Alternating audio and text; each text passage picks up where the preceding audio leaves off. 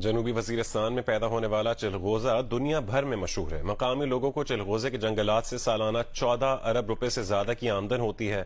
Report کریں گے کمیل علی زیدی۔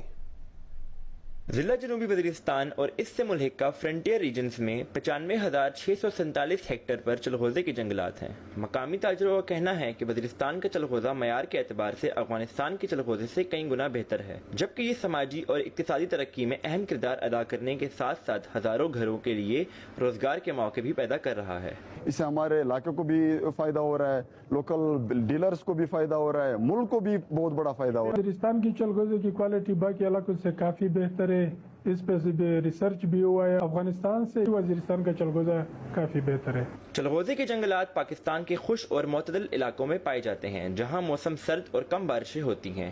ان علاقوں میں شوال، بدر، پیر غر، انگور اڈا شامل ہیں۔ ڈی سی جنوبی وزیرستان کا کہنا ہے کہ مقامی